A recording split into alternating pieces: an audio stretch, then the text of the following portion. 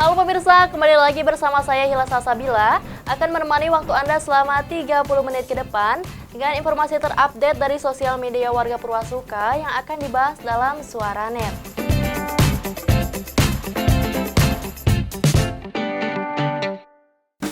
Pemirsa, kita akan tahu nih bahwa kebanyakan masyarakat Indonesia itu bekerja sebagai buruh atau karyawan di suatu perusahaan. Kita tentunya bekerja mencari uang kan ya, dan untuk memenuhi kebutuhan sehari-hari.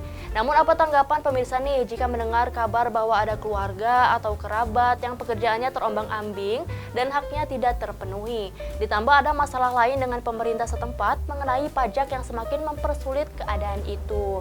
Hal ini didapat dari grup WhatsApp PNC, katanya seperti ini.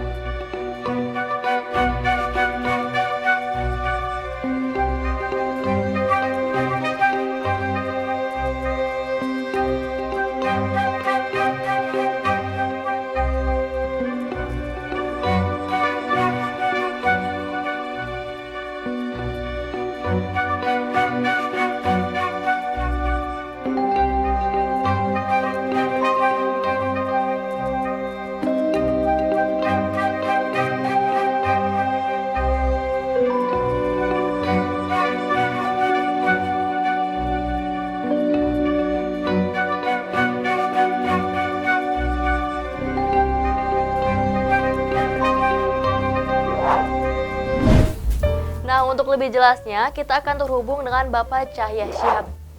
Bisa dijelaskan nggak sedikit mengenai gimana kronologinya perusahaan Il Jinsun ini bisa gulung tikar? Jadi yang pertama bahwa PT Il Jinsun ini memang kondisi perusahaannya dulu memang sedang tidak sehat pada akhir-akhir 2018 lah, awal-awal 2018. Ya. Kemudian di akhir 2018 perusahaan ini di PKPU atau dipilotkan di Pengadilan Niaga Jakarta, Bu. Oleh salah satu supplier lah, ada dua supplier yang mempilotkan PT Il Jinsun. Nah, di akhir bulan Desember 2018 awal Januari lah, ya, perusahaan ini baru pilot gitu, jadi tutup sampai sekarang.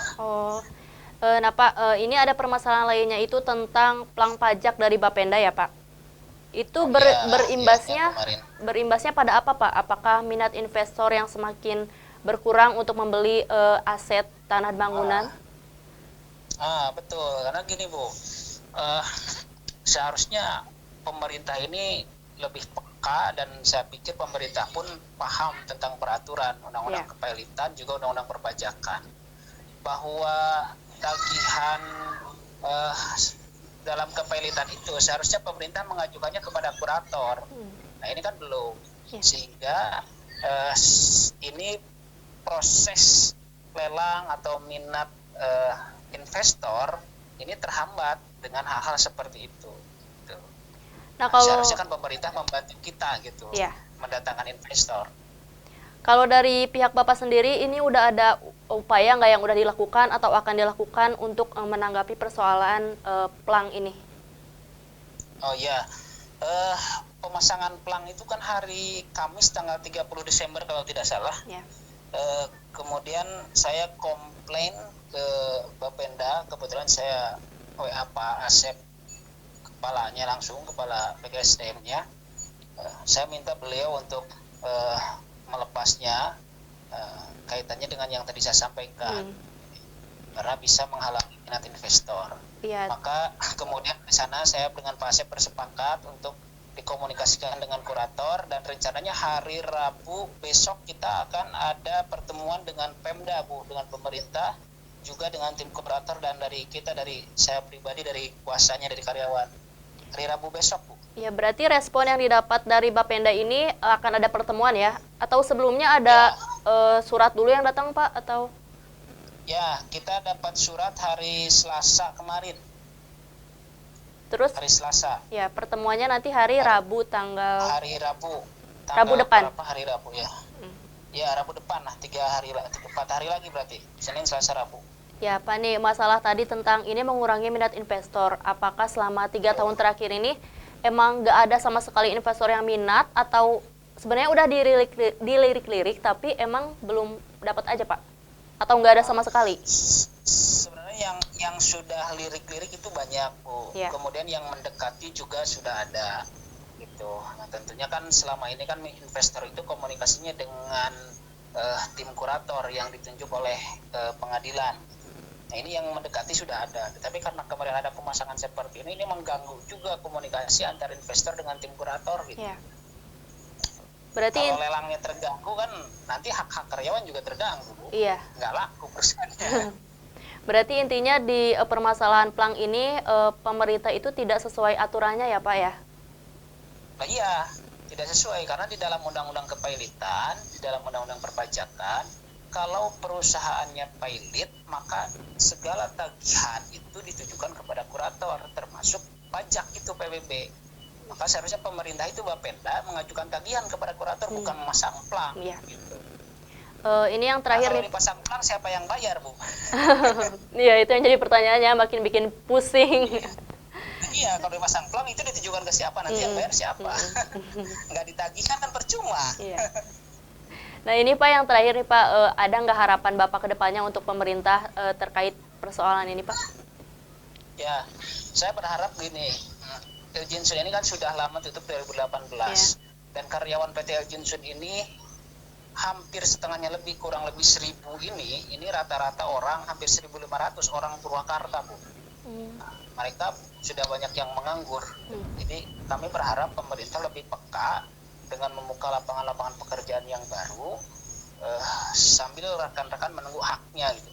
Kemudian selain itu kami berharap pemerintah juga bisa membantu mendatangkan investor gitu, supaya untuk bisa membantu membeli aset PT El Jinsun ini karena asetnya tinggal tanah dan bangunan. Iya. Baik Pak, berarti sekarang udah agak ketemu ya titik terangnya tentang permasalahan ini. Semoga nanti hari Rabu nanti. Iya, semoga nanti amin. Semoga nanti ke depannya permasalahan ini bisa cepat terselesaikan. Siap, amin. Terima kasih ya Pak atas waktunya. 3 tahun, Bu. Ya. Terima kasih atas waktunya untuk mengobrol sama saya. Terima kasih Pak. Assalamualaikum. Salam. Nah, gimana nih pendapat pemirsa di rumah tentang ini? Melihat tadi juga Hila udah ngobrol-ngobrol sama Pak Cahya selaku kuasa hukum dari ex karyawan di sana. Miris banget sih ya ngelihat mereka yang haknya belum terpenuhi sekarang harus makin merasakan kepedihan karena adanya masalah plang pajak tersebut. Kita doakan saja semoga permasalahan ini segera berakhir. Postingan berikutnya ini datang dari Hamid Navendra di Pantura atau lebih tepatnya di Sukamandi, Subang. Dia memposting di akun Facebooknya tentang tindak kriminal di mana korban merupakan kakak dari Hamid ini dibuntuti oleh geng motor lalu dibacok dan motornya direbut paksa. Aduh, ngeri ya pemirsa, tapi alhamdulillahnya nih korban selamat meskipun mendapatkan luka yang cukup parah di kepalanya. Postingan ini ditanggapi oleh netizen kalau dari ya aja ini teh beneran namanya. Manggilnya gimana ya? Ya aja atau yang aja. Bercanda. Katanya sih gini nih, cari sampai ketemu. Jengkel banget makin berulah, kagak ada kerjaan, malah bikin onar. Udah menyakitin, nyopet motor juga. Hah? Nyopet motor bukannya nyopet tuh nyolong dompet ya nggak sih maksudnya? Ya kan pemirsa, mungkin maksudnya ya ini maling kali ya. Terus lanjut nih kata dia, kemarin malam abang saya juga kepalingan motor tuh, geng motornya bawa-bawa sajam celurit sama parang. Sampai sekarang dicariin kagak ketemu tuh motornya dibawa dan belum ada titik terang sampai sekarang. Nah pemirsa, aku juga sih sering ngedenger ya dan lihat postingan kalau daerah sana itu memang rawan tindak kriminal. Pihak keamanannya pada kemana ya? Korban udah banyak yang berjatuhan dan masyarakat resah akan komplotan geng motor atau begal. Kok diem-diem bae sih? Jangan dong. Hayu semangat berantas kejahatan yang meresahkan warga. Selanjutnya kita lihat curhatan dari Jimmy di akun Facebooknya. Dia curhat kayak gini nih.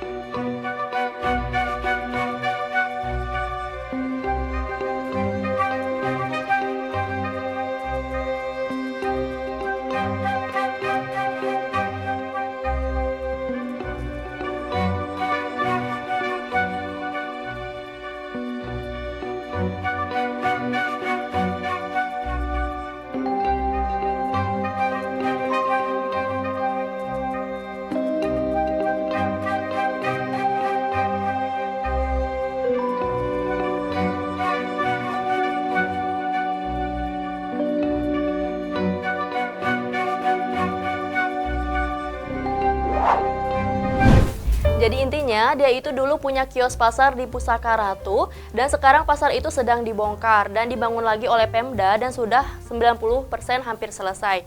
Namun yang membuat Jimmy ini risau adalah dia belum mendapatkan kios pengganti dan berharap curhatannya ini didengar oleh Pak Bupati atau para pejabat wakil rakyat agar dia bisa kembali berjualan. Pemirsa, jangan kemana-mana, setelah ini kita akan kedatangan tamu nih di studio. Kira-kira siapa ya? Dan apa yang akan kita obrolin nanti, penasaran kan? Kalau gitu jangan kemana-mana, tetap sama Hila aja di Suara Net.